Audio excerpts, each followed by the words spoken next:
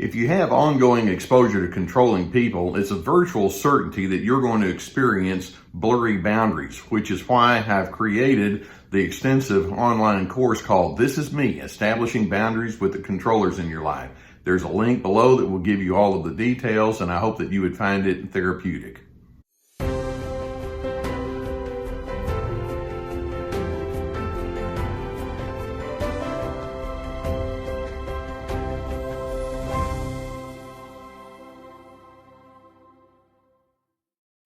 It's no secret that narcissists have a very strong, to the point of pathological, need to stay in control. And when I say in control, what I mean is in control over you. These individuals think in very competitive terms. Who's the best? Who's the smartest? Whose opinion matters most? Who's going to be in charge? Who's superior? Who's inferior? And part of their engagement style with you is anchored in their notion that says, I have to be better than. So what that means is when you come along and say, well, I think differently. I don't necessarily want to be in any kind of competition with you, but I have this preference or this priority or this interpretation, then they take that as a threat rather than thinking, well, let's figure out how we can cooperate and coordinate, because you see variety is built into all of relationships. I mean, despite the clear common sense of all of that, they can't do it. They see relationships as being a zero-sum game, and someone has to win and someone has to lose. Now, one of their most favorite tactics that they use to maintain control over you is they go into the intimidation mode. They use fear and threats in order to maintain their position of power. Now, sometimes their intimidation is quite overt. They can shout and be very loud in the way that they communicate their opinions toward you. They leave no mistake whatsoever as to what they think. They can hurl easy insults, or they can threaten to give a smear campaign against you. You know, what are you going to do if people find out what I know about you? That kind of thing. They can be very stubborn in their individualism. I do things my way and nobody's going to stop me. They can openly dissect your ideas or your preferences, and they can be scathing sometimes in the way that they offer commentary about who you are and what you think. They can mock your emotions. They can ask you loaded questions just for the sake of keeping you confused. That's the overt style. But then sometimes these intimidating narcissists can go into the covert direction. Maybe they'll just try to intimidate you by withholding affection. That'll show you. Or they may withhold money. They may withhold the kids, depending on the situation you have there. They may withhold their coordination. Let's say in a project, it's like, I know you need something done in a particular period of time. Not going there. And they'll just leave you in their dust.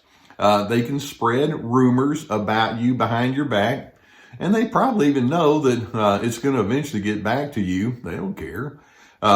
They can sabotage all sorts of pet projects and favorites that you have. They can just simply go silent. And so all of this kind of behavior, when you just look at it, it makes absolutely no sense, except the narcissist will say, makes sense to me, I'm winning. And so all of this behavior is part of them trying to be intimidating toward you. And let's recognize straight up, these people are bullies. They're completely full of their own egotism. They're full of their own anger. They don't resolve anger very well at all. They just carry it around and just let it spew out at whatever circumstance just does not fit their fancy. They're full of deep insecurity. Secure people don't feel the need to do this. They'll say they're confident, but that's just simply not the case. They're masters at rationalization. If you try to call them out, they'll say, well, everything I'm doing is just fine. You're the problem. They're totally disinterested in the pain that they create in you. And in fact, we can even go so far as to say these narcissists can feel very invigorated by the fact that you are intimidated by what they offer to you. It's not a good way to do relationships, but narcissists, it's like, I'm not really here to relate with you. You're simply a transaction for me. And as long as I can keep my gig going, I don't really care what it does to you. Now, there's a really strong question or major question you'll need to ask of yourself as you try to figure out how you're going to respond to these intimidating narcissists. And that is, exactly how far am I going to let them go in intimidating me? And I want you to be aware of certain key indicators that will show that you actually have allowed the narcissist to go too far with you. And they've allowed you to go into that space where you feel like you're less than and you don't have any kind of voice. Let me see if I can run through a few of these.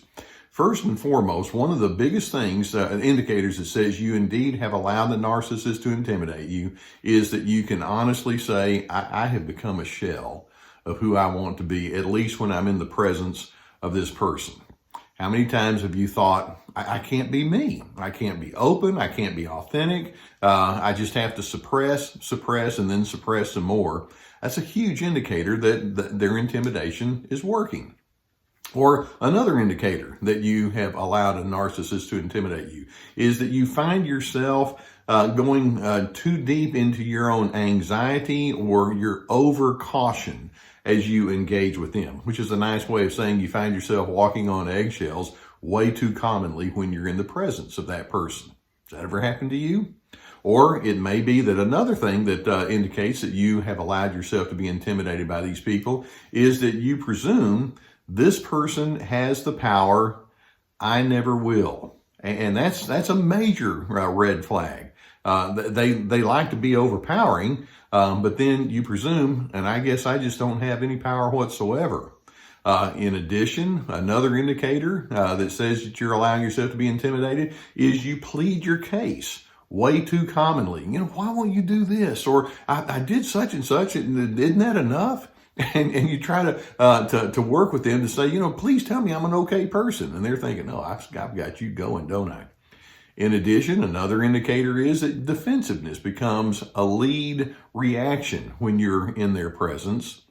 And then finally, of course, and I'm implying all of this, another indicator that says that you're allowing them to intimidate you is you presume that you really do have no options. Now, as you try to figure out how to come away from their intimidating style and recapture who you are, there is a question that you'll need to ask of yourself, and it can be a difficult one, and that is, what price am I willing to pay to get out from under this person's intimidation?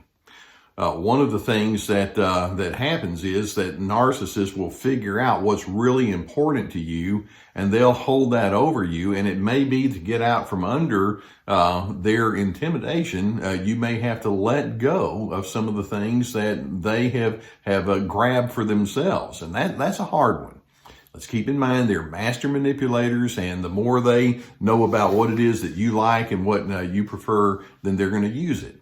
So it takes on that. There's so many nuances to that question. What are you willing to let go of? What are you willing to walk away from? I mean, for example, when it's kids that are involved, that's a really difficult one. Or if it's your job that's on the line, that's a difficult one.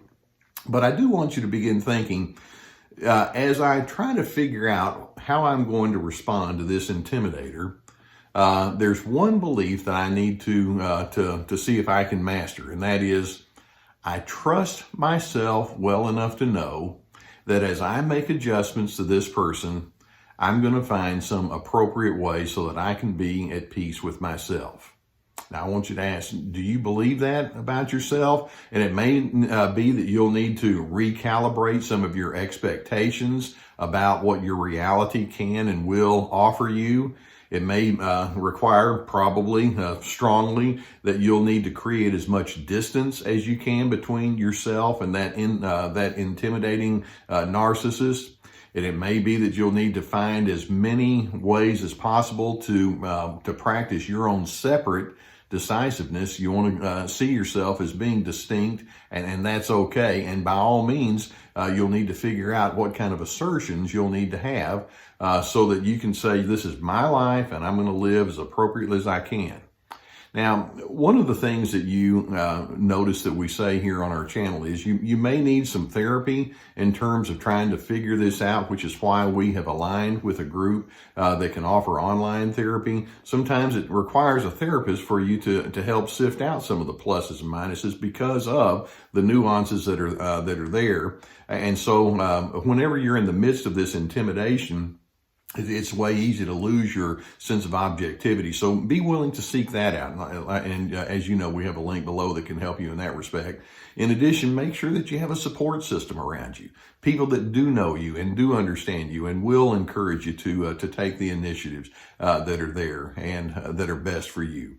And basically, we even have our courses, of course. This is me about setting boundaries and free to be about finding who you are. I mean, there's all sorts of ways that you can find a therapeutic way forward. But by and large, I'm hoping you can recognize this person wants you to lose complete confidence in you. They're robbers. They're thieves. They want to rob you of your own sense of well-being, and we simply can't let that happen. And so know that there are resources that we encourage you to take. Obviously, we'd like for you to subscribe to our channel so that you can continue to learn about what you're up against. But the primary goal that you have when you're in the presence of that intimidator is to recognize this person does not have the final word over me. I'm on Team Healthy. I'm going to live as cleanly as I can, and it may be that I'll have to adjust some of my expectations and my alliances, but the bottom line is I'm a person that wants to live in peace, and I deserve to live in peace. And I hope that you can take the lead in making that happen in your own life. You don't have to let that dysregulated narcissist keep you dysregulated. Practice self-care.